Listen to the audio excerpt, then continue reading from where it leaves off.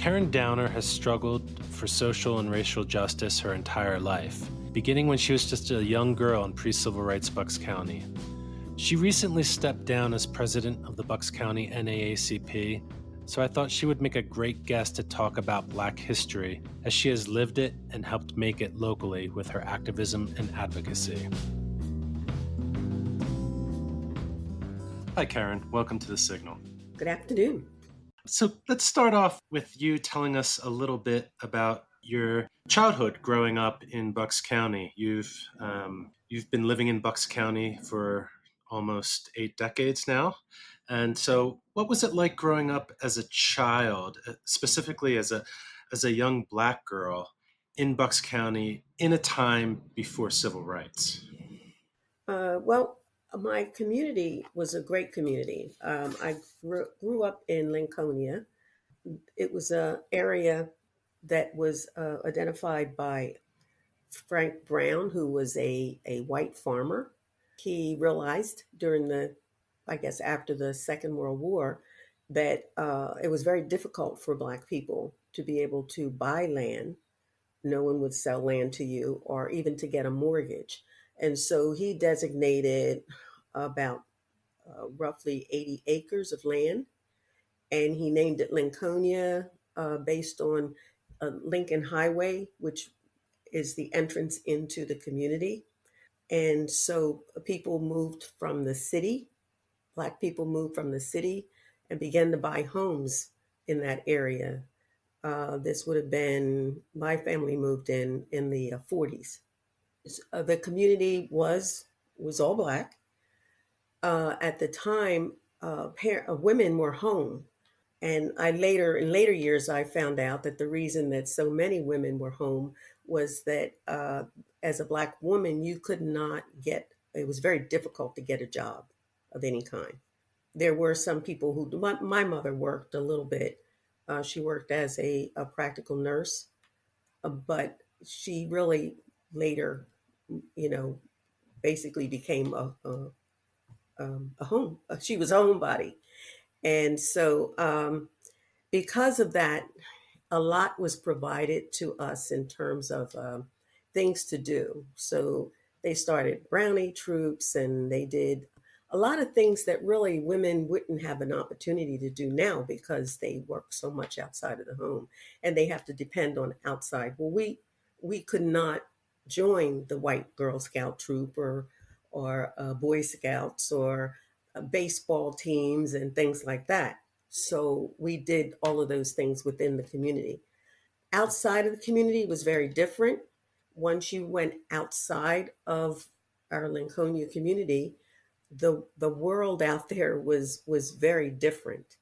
There was a lot of racist sort of things, and the school system was set up in such a way that they discouraged vast majority of Black children. In fact, in my class, coming out of high school or going into high school, only myself and one other Black girl, we were the only two who were actually in classes that could lead to college, the academic classes.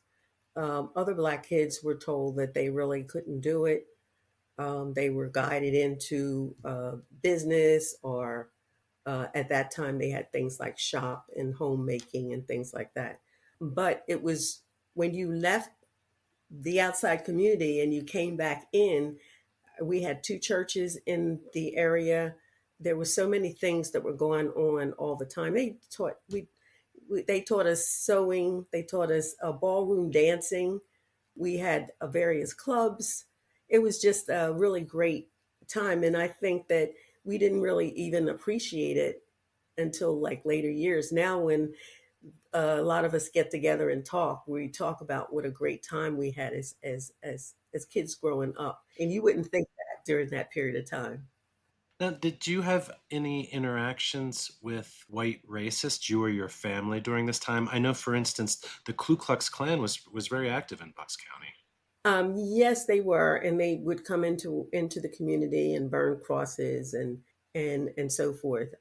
So yes, that was a big thing, and but also there were we did marches. Um, I remember Woolworths, you couldn't sit at the counter at Woolworths, and that was a big thing.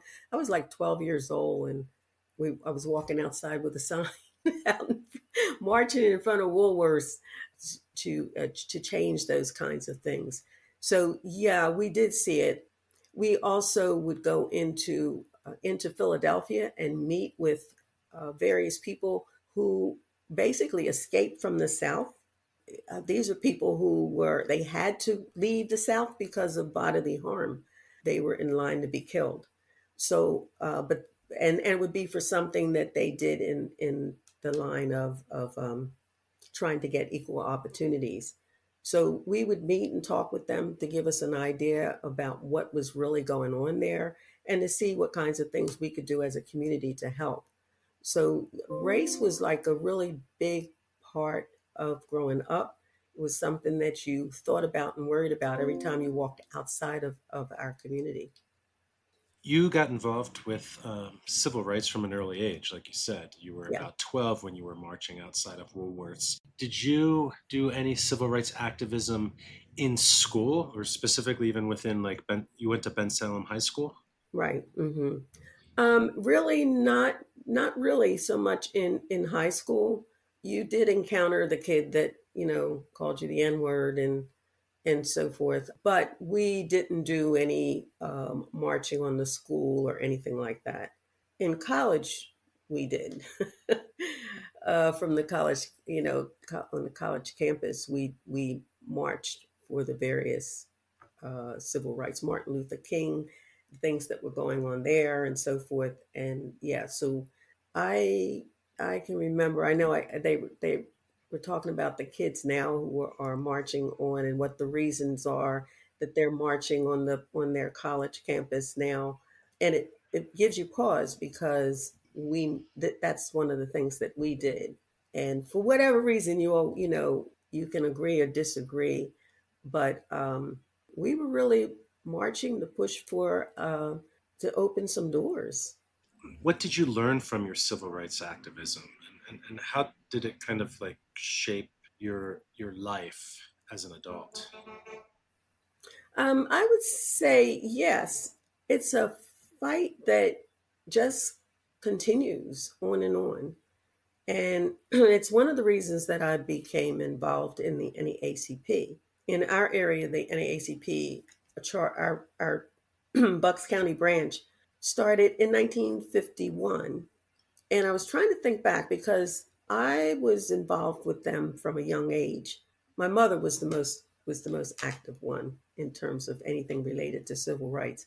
So I would say that it would have been maybe mid to late 60s that I started becoming more and more involved. Well, first of all, when I hit 18, well, my family is very active all the way around. You couldn't not be involved in civil rights. So my aunt was a person who she lived near me.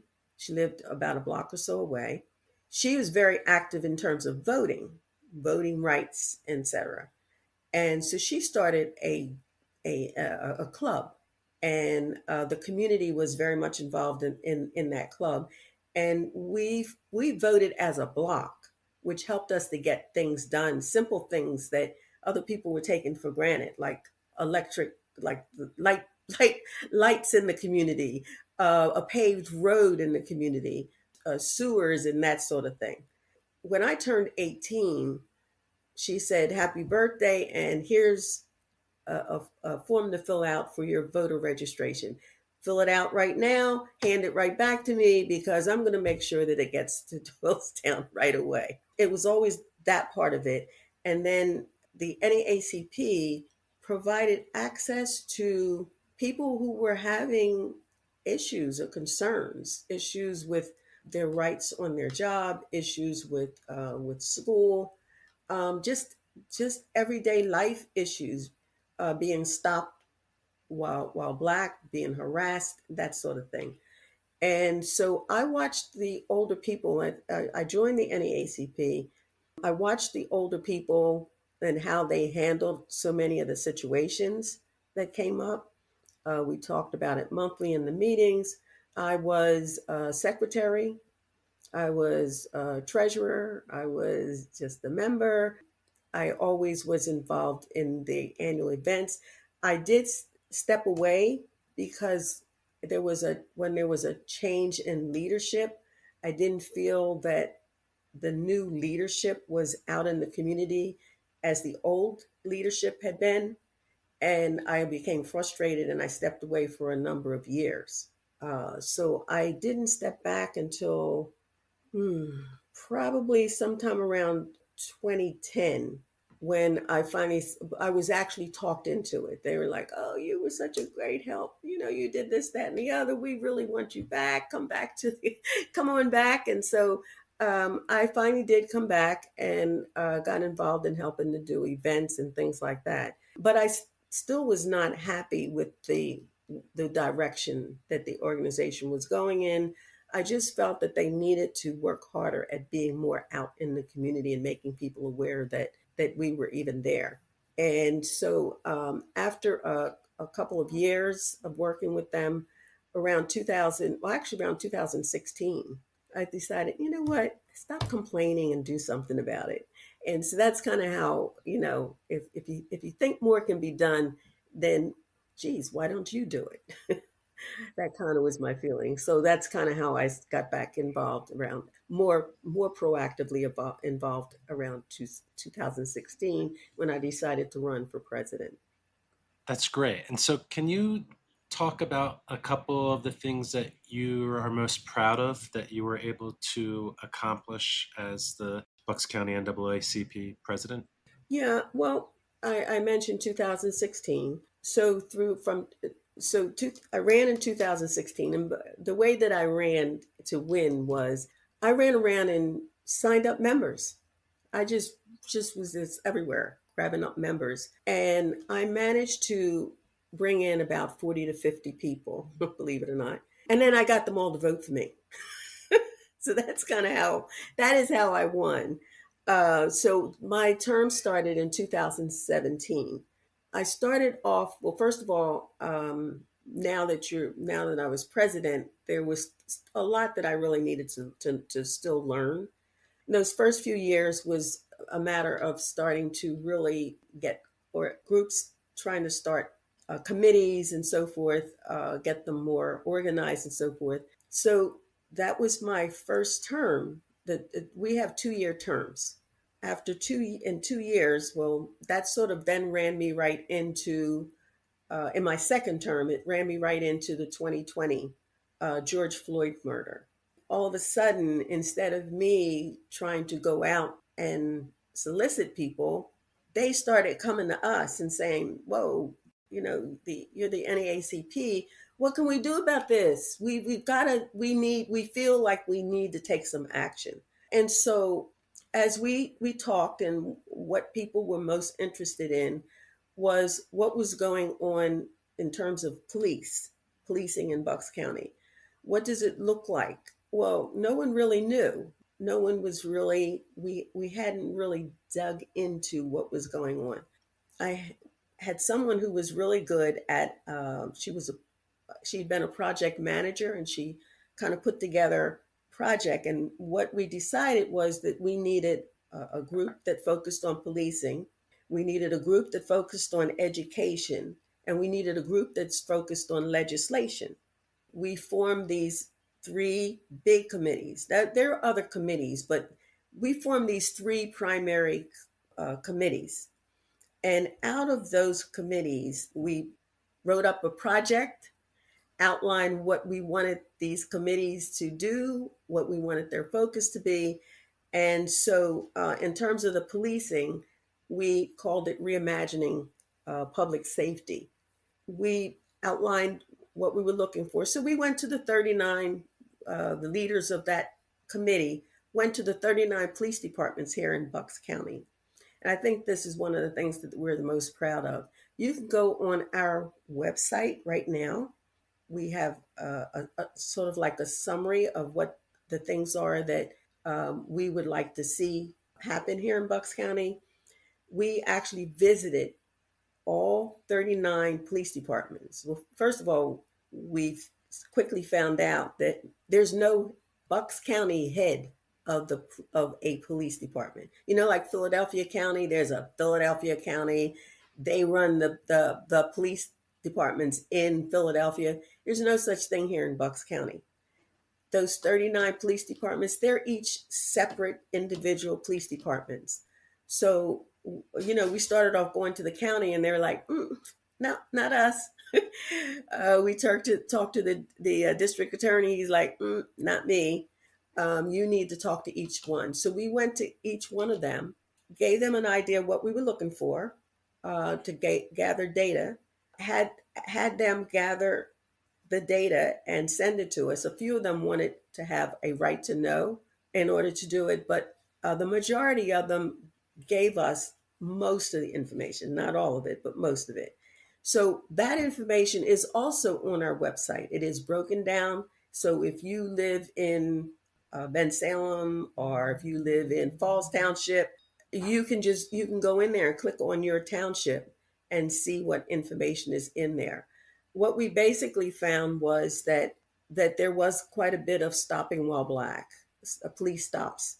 And so I think the thing that I'm most proud of there is that we were able to, at the end, we created a report and we were able to talk to a few of the legislators, most specifically Tim Brennan and Steve Sanacero, and they helped to push through an addition to a law that's already on the books in terms of talking on the phone while driving, and they added to that what police are required to do when they make a stop.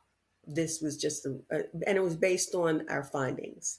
So if you stop someone, you need to do these things. That has to be included, and that's for the state of Pennsylvania. It was signed into law last year and came into effect in January. So, in addition to that, the education committee, there was it was crazy stuff going on in the schools at around this time. I mean, school board meetings were wild and dangerous places. You just didn't know what was going to happen. Central Bucks and Penridge were getting the most attention. We ended up with being able to file a complaint with the Department of Civil Rights, United States Department of Civil Rights. We were able to file a complaint with them about a lot of what was going on in the Penridge School District. The kids there were really, if you were black or brown, like if you were a person of color, if you were LGBTQ, you were just being relentlessly attacked on a day after day basis. The other big concern was the fact that kids would taunt, let's say a group of white kids would taunt a black kid, and eventually the black kid breaks and a fight starts. Well, it's like the school districts they didn't seem to know what to do until a fight actually happened. After the fight, they didn't want to know what happened. They just would suspend the kids. The problem would be that the white kid would get suspended for, let's say, 3 days. The black kid might get suspended for a week, 2 weeks, a month. Just these crazy numbers that were keeping the black kid out of school. And so all of that was part of this complaint that we wanted them to begin to address.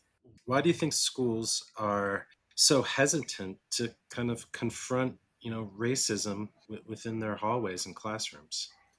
I think more than anything that I don't know that they have the information and the backgrounds or whatever to really handle them. There's not enough teachers.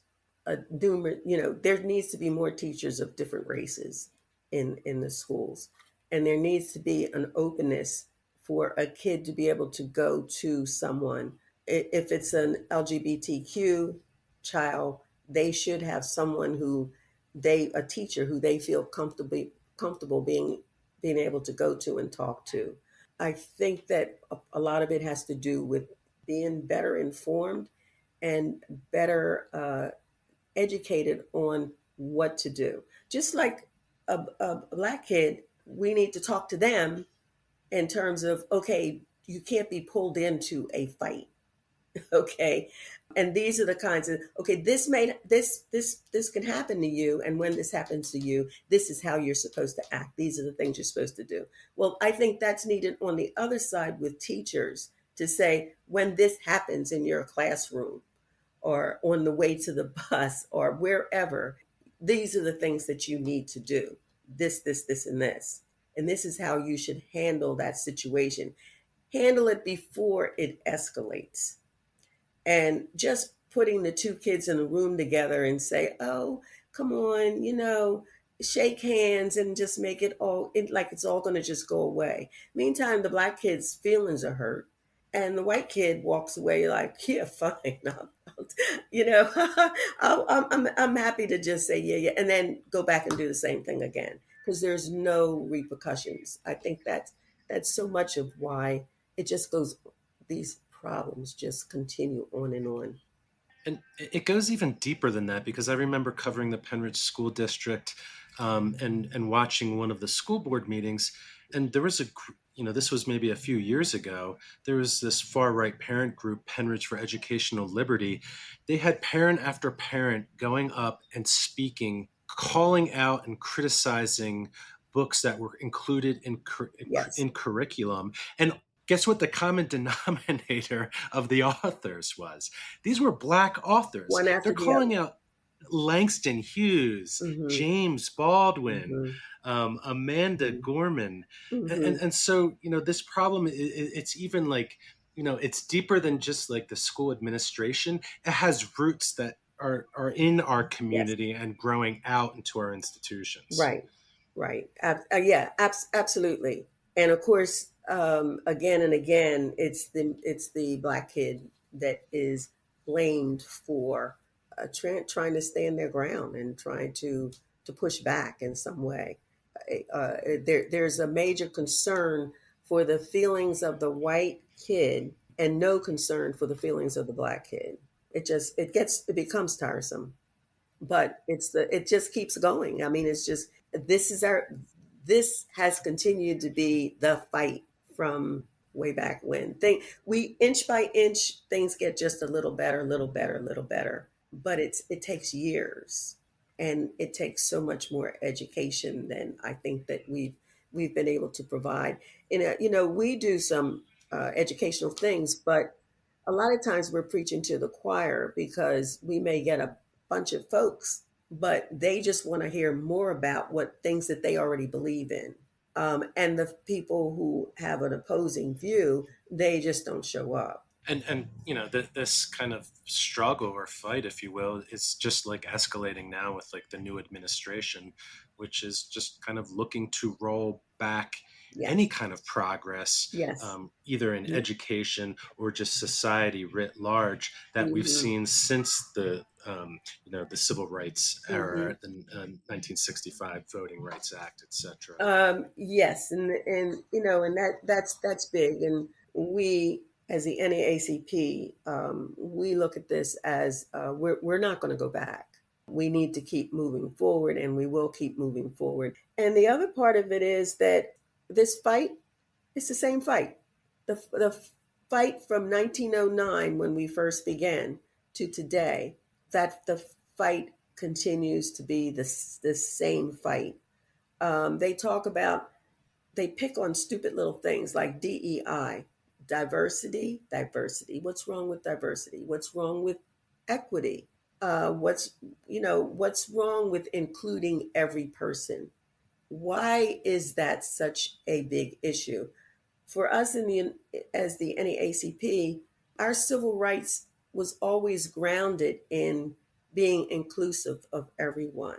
It's always that from day one, that was the whole idea within civil rights. Things that we've done for housing and for everything that we do, we are looking to do it to be inclusive of everyone. Why would you think being inclusive is a bad thing? Why would you think that you should be singling people out, separating them out? I just believe that it has so much more to do with getting people to fight amongst themselves, look over there while we're doing what we're doing over here. But if we can keep you all fighting over there, then you won't have time to pay attention to the things that we're doing to all of you. You know what I mean? So it's not being done to just one group. It's being done to all of you. But you're being taught that it's the Black people who are homeless. It's the Black people who are committing the crimes. It's the Black people who are, and yet and still that those things are prevalent in all groups. But if you can just get people to believe that they're superior and they're above this and it's not them, then you keep people apart. And that's what this is really, I think, more about than anything else. Keep them separated. Meantime, what are they trying to do? Privatize the United States. And right in front of our eyes while we're looking over there.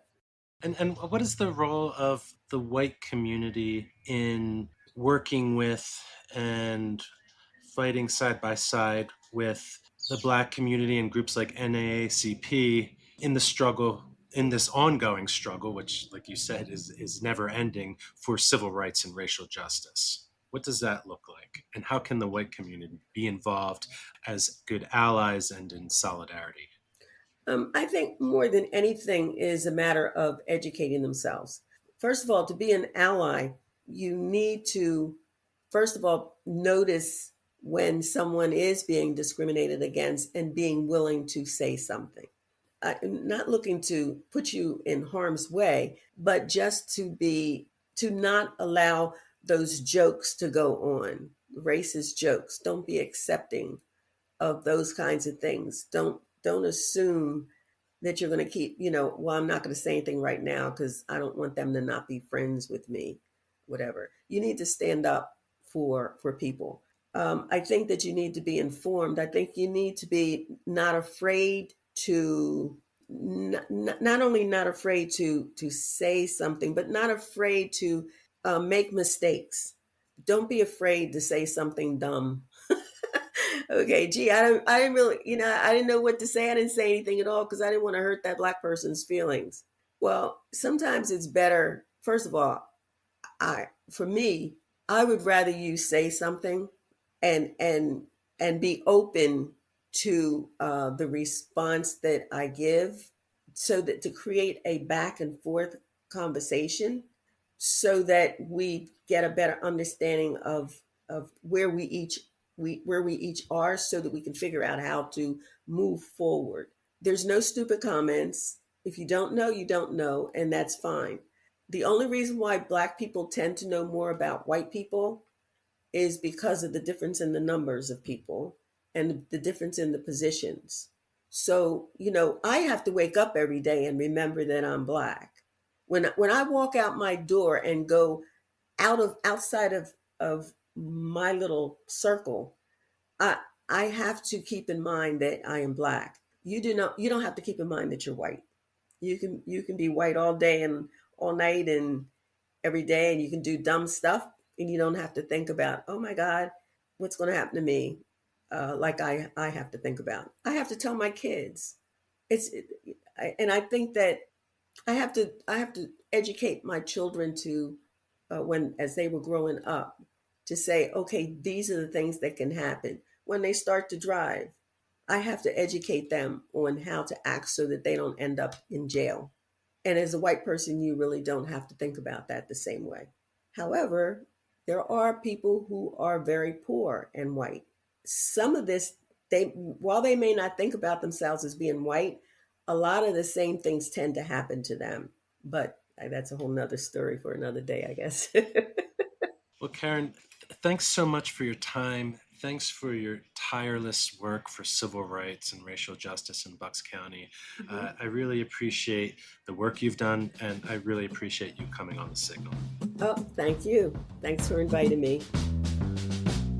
This has been The Signal, a podcast by the Bucks County Beacon. I'm Cyril Migalego, editor-in-chief and host.